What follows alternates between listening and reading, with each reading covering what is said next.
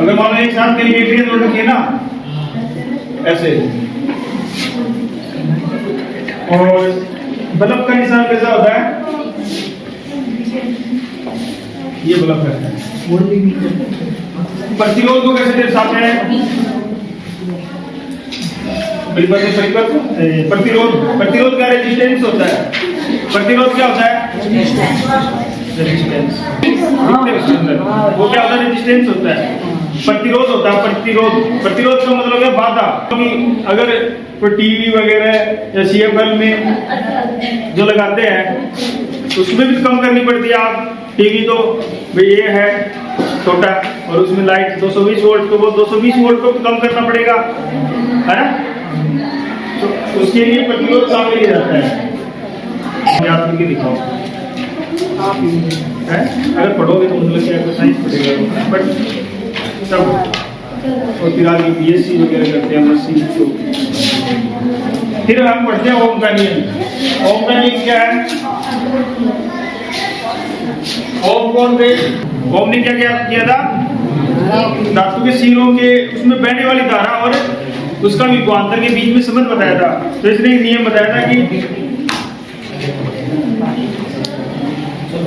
एक विद्युत परिपथ में धातु के तारों के बीच में बहने वाली विद्युत धारा उसके सिरों के बीच में उत्पन्न विभवांतर के समानुपाती होती है। उसने बताया था कि कोई तार है ना, और तार है तो दो सिरे होंगे, तो तार के दो सिरों के बीच में बहने वाली धारा I उसके सिरों के बीच में उत्पन्न विभवांतर के क्या होती है, समानुपाती होती है। यानी I बराबर V क्या होता है, यानी सिरों के बीच में किसी धातु के तार में बहने वाली धारा I उसमें बहने उसके सिरों के बीच में उत्पन्न विभवांतर के क्या होती है, समानुपाती होती है। समानुपाती क्या होता है, एक बढ़ेगा तो दूसरा भी बढ़ेगा। अभी समानुपाती को हटाते हैं तो I बराबर यहाँ पे क्या आ जाएगा, R क्या आ जाएगा,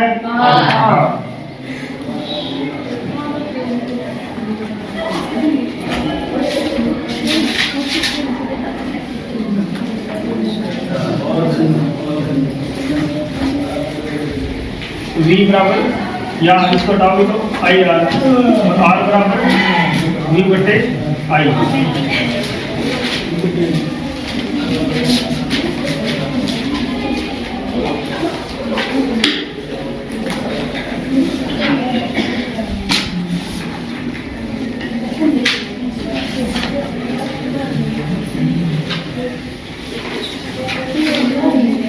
R क्या होता है, R क्या है यहाँ पर, R क्या है, प्रतिरोध, और प्रतिरोध का मात्रक क्या होता है, ओम, और ओम का निशान कैसा होता है, ऐसा। प्रतिरोध का मात्रक क्या होता है, ओम। कोई इकाई होती है उसका मात्रक तो होता ही है, ठीक है, नापोगे जैसे है ना। तो प्रतिरोध का मात्रक क्या होता है,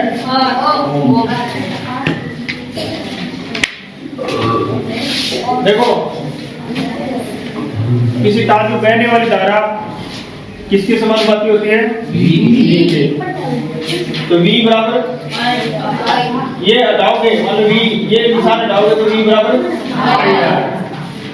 तो R, यहाँ पर R को यहाँ रखोगे और I को इधर रखोगे तो ये यहाँ पर पूर्ण है तो इधर क्या आ जाएगा, बाद में आ जाएगा।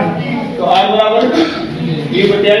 V का मात्रक क्या होता है, V का मात्रक क्या होता है, वोल्ट, और I का मात्रक एम्पियर क्या होता है, एम्पियर। इसकी परिभाषा आप प्रतिरोध की परिभाषा से दे सकते हो। अगर किसी धातु के तार में 1 एम्पियर की धारा बहती है तो उसके सिरों के बीच में अगर 1 वोल्ट का विभवांतर पैदा होता है तो उसको 1 ओम कहते हैं। 1 ओम की परिभाषा क्या हो सकती है, अगर किसी धातु के तार में 1 एम्पियर की धारा बहती है, अगर उसके दो सिरों के बीच में 1 वोल्ट का विभवांतर पैदा होता है तो उसको 1 ओम कहते हैं।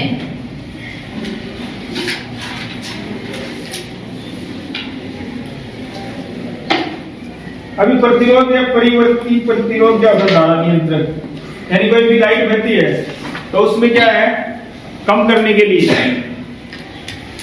धारा को कम करने के लिए क्या है, परिवर्ती प्रतिरोध लगाए जाते हैं। जैसे आप एक पंखा देखते हो तो पंखे में क्या रेगुलेटर आता है, तो रेगुलेटर का क्या मतलब होता है भाई, पंखे में कितनी लाइट जानी चाहिए ना, कितना फास्ट चलना चाहिए, कम चलना चाहिए, कौन इसको कंट्रोल करता है, रेगुलेटर। और रेगुलेटर के अंदर क्या होते हैं, प्रतिरोध होते हैं, परिवर्ती प्रतिरोध।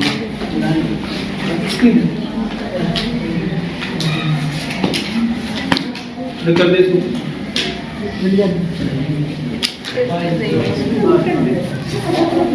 अब नेक्स्ट व्युत्क्रमणपाती, यानी इसकी कोई तार है, उसकी लंबाई बढ़ेगी तो प्रतिरोध क्या हो जाएगा, बढ़ेगा, और इसकी मोटाई तार की बढ़ेगी तो प्रतिरोध का मान कम होगा। यानी व्युत्क्रम होता क्रम हो गए है ना। और इसको कहते हैं प्रतिरोधकता। ये क्या कहलाते हैं, प्रतिरोधकता।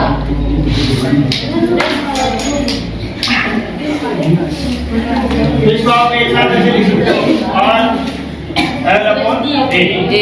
अब इसको हटाओगे, इस निशान को हटाओगे तो क्या आ जाएगा, रो। पी ऐसा निशान है, पी नहीं है, रो बोलते हैं आज बच्चों। और ये क्या, रो क्या कहलाता है, पी नहीं है, साइन है, साइन निशान है, कोई चिन्ह है। जैसे ओमेगा, अल्फा, बीटा, गामा ऐसे होता है ना, तो वो क्या है, ऐसे निशान है। अब ये रो पे यार लो, इन दोनों को इधर भेज दोगे, ये यहाँ पर नीचे भाग में है तो क्या हो जाएगा, गुणा में चला जाएगा, और L नीचे आ जाएगा। ये इसको क्या कहते हैं, विशिष्ट प्रतिरोधकता। रो को क्या कहते हैं, विशिष्ट प्रतिरोधकता।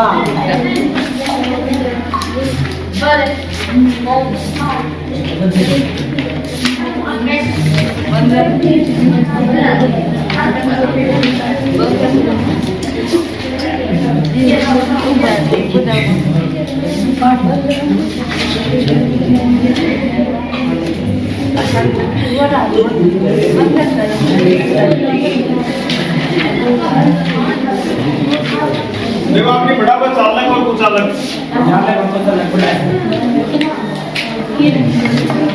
चालक क्या होता है, वह पदार्थ जिसके ऊपर विद्युत धारा बह सकती है वो क्या कहलाता है, और वह पदार्थ जिससे धारा नहीं बहती वो चालक। कौन कौन से होते हैं, जैसे लोहा, तांबा, पित्तल, सिल्वर, ये क्या कहलाते हैं, चालक। और लकड़ी, प्लास्टिक, रबड़, ये क्या कहलाते हैं, एक होता है मिश्र धातु, एक तो धातु, कोई भी पदार्थ धातु और धातु से मिलकर बना होता है। आपने पदार्थ बताया था ना, सबको कितने प्रकार के धातु, धातु और मिश्र धातु।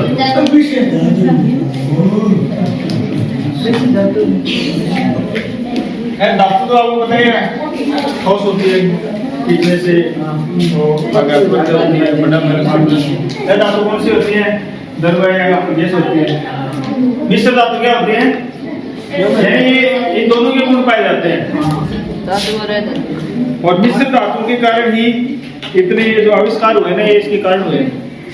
और मिश्र धातु कौन कौन से होते हैं, सिलिकॉन, फास्फोरस, जर्मेनियम, गैलियम, ये क्या होते हैं, मिश्र धातु होती है।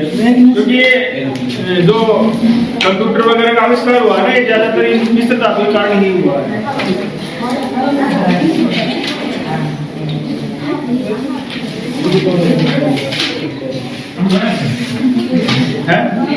हो गया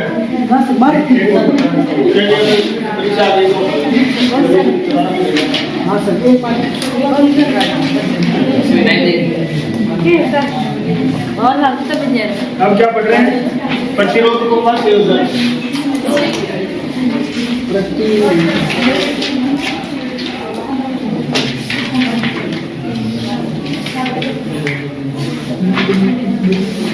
प्रतिरोध को दो प्रकार से होता है, तो श्रेणी क्रम और एक समांतर क्रम।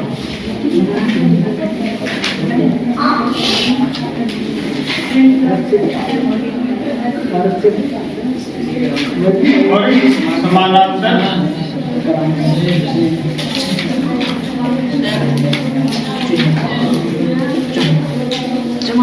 जब प्रतिरोधों को जब जोड़ा जाता है तो उसको श्रेणी क्रम में सीधे क्रम में जोड़ा जाता है। मान लीजिए एक प्रतिरोध लगा दिया, फिर दूसरा प्रतिरोध लगा दिया, फिर तीसरा प्रतिरोध लगा दिया, फिर चौथा लगा दिया, तो इसको क्या कहते हैं? श्रेणी क्रम। प्रतिरोध अलग अलग होगा, R1, R2, R3 और इस प्रकार का संयोजन होगा तो वो क्या कहलाएगा? श्रेणी क्रम। और समांतर क्रम का मतलब एक तारी है और फिर यहाँ पर एक प्रतिरोध लगा दिया, यहाँ से फिर दूसरा जोड़ा और एक प्रतिरोध फिर यहाँ पर। इस प्रकार का संयोजन क्या कहलाता है?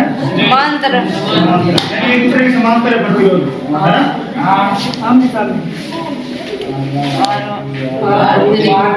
तो इस प्रकार का संयोजन कहलाता है समानांतर। दो प्रकार से संयोजन होता है इनका। अब इसको अपन डिस्क्राइब करते हैं, व्याख्या करते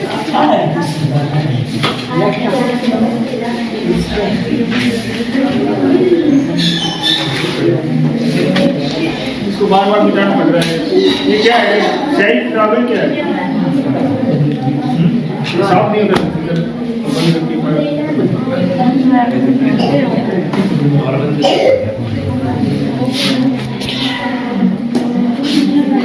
केड़ो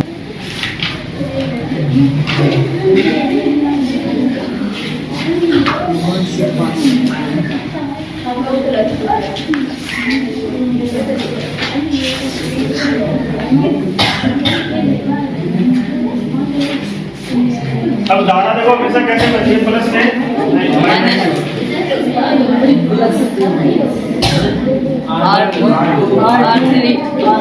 और धारा आई है ना?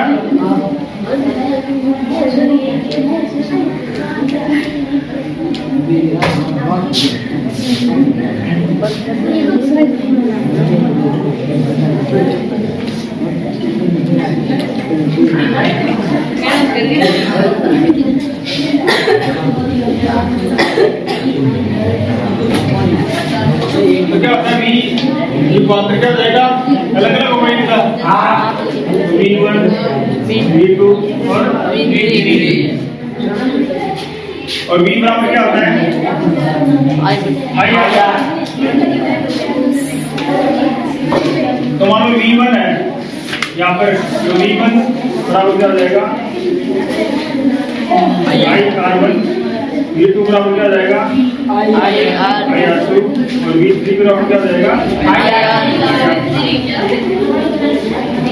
इस प्रकार का जो संयोजन होता है उसकी धारा तो सभी ने एक जैसी कर रही है ना? और प्रतिरोध अलग अलग है। तो ये विभवांतर क्या होता है? जो विभवांतर होता है वो सभी विभवांतरों का योग होता है ना? अब इनको लिखो एक साथ। V बराबर क्या हो जाएगा? I-R1, I-R2 और I कॉमन ले आ जाएगा। I क्या है? कॉमन। और अंदर क्या बचेगा? R2 और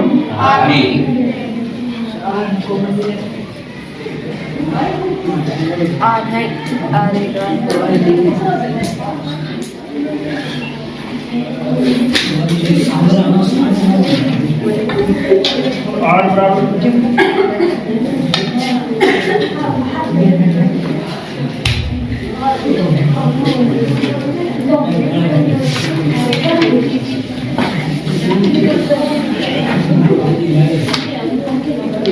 तो V बराबर भी क्या जाएगा? अब इसको लिखते हैं तो V बराबर क्या होता है? I-R। R से R कट जाएगा, I से I कट जाएगा, है ना? I से I कट गया ना? तो R बराबर क्या जाएगा?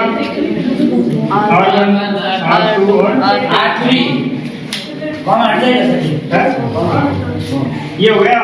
यानी अगर हम 500 क्रम में या श्रेणी क्रम में अगर प्रतिरोधों को जोड़ते हैं तो तुल्य प्रतिरोध का मान सभी प्रतिरोधों के योग के बराबर आता है।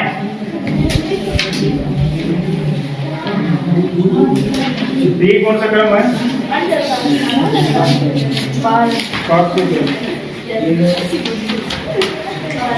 अब दूसरा कौन सा क्रम है? समानांतर क्रम कौन सा है? अब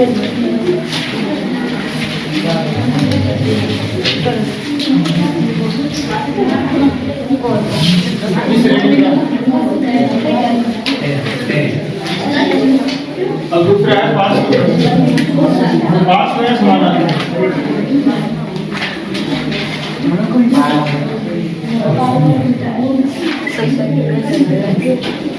500 क्रम क्या होता है? एक दूसरे के सामने, है ना?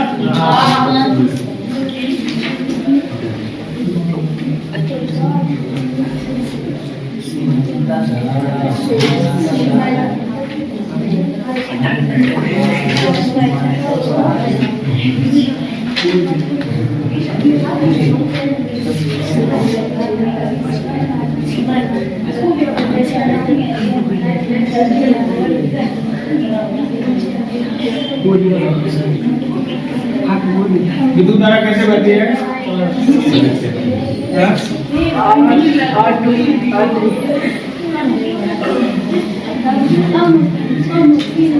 इस प्रकार का संयोजन है ना, क्रम होता है। 500 समानांतर क्रम भी करते हैं, यानी एक दूसरे के समानांतर है। ये क्या कुंजी है? कुंजी यानी बटन लगा हुआ है ना, स्विच बोलते हैं।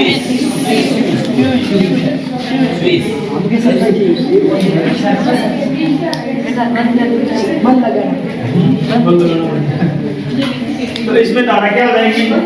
आई और वी अलग अलग हो जाएगा, है? इसमें तो धारा तो आई एक ही बहेगी, है ना? तो आई बराबर क्या हो जाएगा? V बटे R, है ना?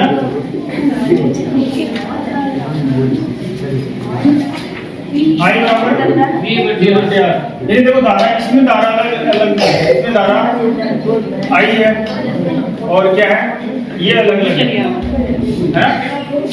इनका योग हो गया आई बराबर V बटे R। अब देखो I1, अब इनमें देखो फिर ये आगे अलग अलग हो जाएंगे, I1, I2, I3। तो ये क्या है, सभी धाराओं का योग हो जाएगा। तो I1 क्या हो जाएगा? V बटे V, तो ये तो अलग सेम है ना, V बटे R1, I2 बराबर V बटे R2, I3 बराबर V बटे R3। अब सभी को जोड़ दो, I बराबर क्या हो जाएगा? V बटे R1 प्लस V बटे R2 प्लस V बटे R3। I बराबर क्या होता है? I बराबर क्या होता है? V बटे R। और देखो ये सभी में सेम कॉमन हो जाएगा, है ना? तो V बटे ये भी बाहर आ जाएगा, अंदर क्या बचेगा? 1 बटे R1, 1 बटे R2 और 1 बटे R। V से V कट जाएगा, है ना? क्या बचेगा? 1 बटे R बराबर 1 बटे R1 प्लस 1 बटे R2 प्लस 1 बटे R3।